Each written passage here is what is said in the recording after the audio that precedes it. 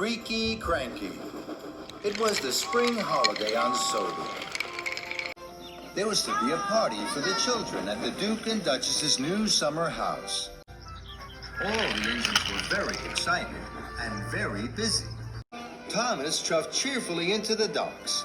James and Henry were passing through. Good morning, James. Good morning, Henry. Where are you puffing to? I'm taking these straw bales to the summer house for the children to climb on. I'm taking wood to make a stage for the children's show and barrels of lemonade to drink. How wonderful. I'll see you later at the summer house.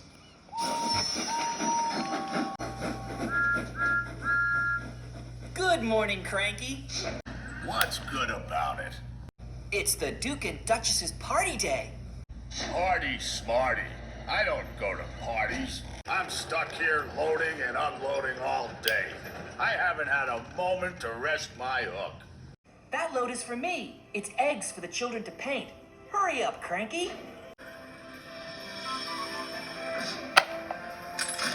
You're creaky, Cranky. What's the matter? Are the eggs too heavy a load for you? Cranky didn't like Thomas's joke. He didn't like being called Creaky. No, they're not too heavy for me. They're light as fluff. You're not strong enough to pull anything heavier than fluff, Tiny Thomas. That's why Henry and James have the heavy loads. Now Thomas didn't like Cranky's joke. Fizzling fireboxes. I'm as strong as any other engine. You're not as strong as me. I can lift much heavier loads than you could ever pull.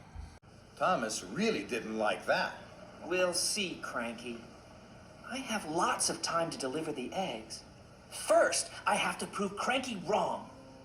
James has a heavy load. I'll go and find James. So Thomas steamed sternly out of the docks. Thomas found James at the junction by the washdown. Hello, James. I don't have a lot of jobs today. Shall I deliver your heavy load of wooden barrels for you? You can stay here at the washdown. Then you'll be perfectly polished for the party. James thought this was a very good idea. Thank you, Thomas.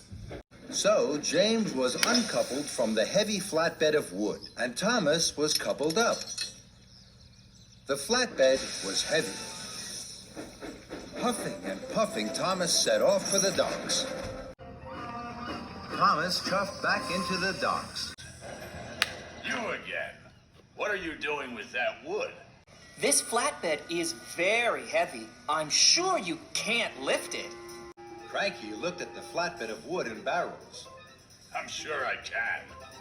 Cranky's hook swung low over the wood. Thomas watched and waited. With a creak and a crank, and a crank and a creak, Cranky raised the flatbed into the air. Thomas's boiler buzzed. Told you so. You're still creaky, Cranky. And you're still Tiny Thomas. That made Thomas very cross. I will prove Cranky wrong and still have time to deliver the eggs. I'm sure Henry had an even heavier load. I'll go and find Henry. So Thomas steamed stormily away.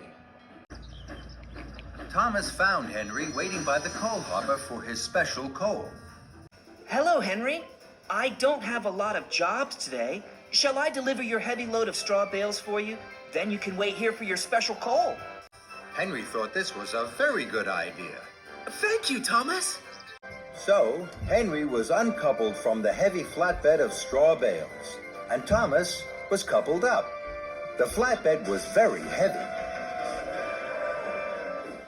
Huffing and puffing, Thomas set off once more for the docks. Soon, Thomas puffed back into the docks. You again. Now, what are you doing with those straw bales? This flatbed is very, very heavy. I'm sure you can't lift this. Cranky looked at the flatbed of straw bales. I'm sure I can. Cranky's hook swung low over the straw. Thomas watched and waited. With a creak and a crank, and a crank and a creak, Cranky raised the flatbed of straw into the air. Thomas's funnel fizzed. Told you so. You're still Creaky, Cranky. And you're still Tiny Thomas. That made Thomas even crosser.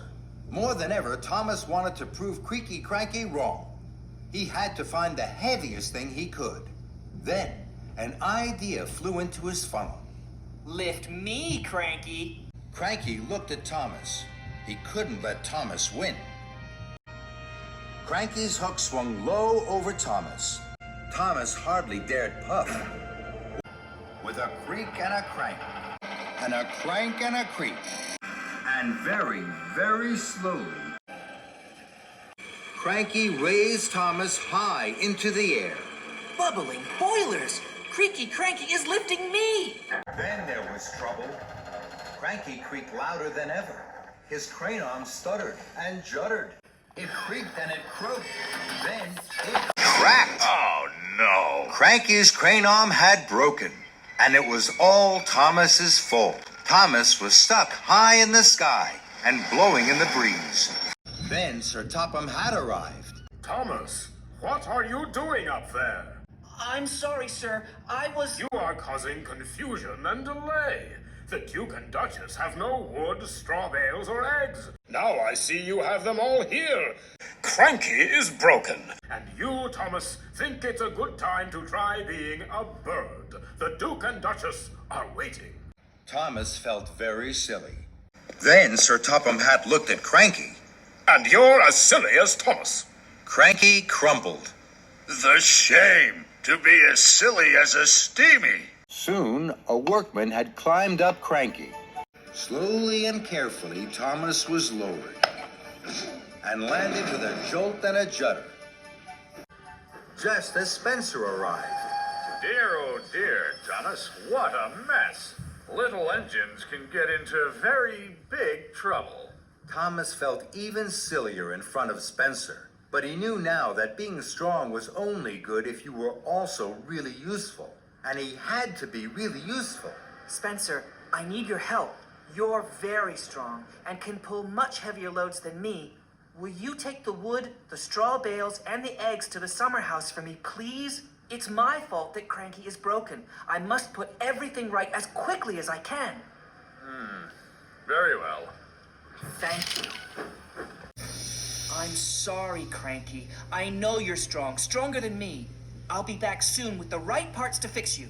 Then Thomas pumped his pistons and puffed out of the docks. Thomas wheeshed like the wind all the way to the steamworks. Hello, Victor. Cranky creaked, and now he's cracked. He needs new parts. You've come to the right place, my friend. Parts aplenty here. We'll have Cranky up and lifting in no time. Soon, Thomas's flatbed was loaded with new parts for Cranky. Thank you, Victor. Of course, my friend. Give Cranky my best. And Thomas puffed happily away. Thomas puffed into the docks with his heavy flatbed. Cranky was still looking crumpled.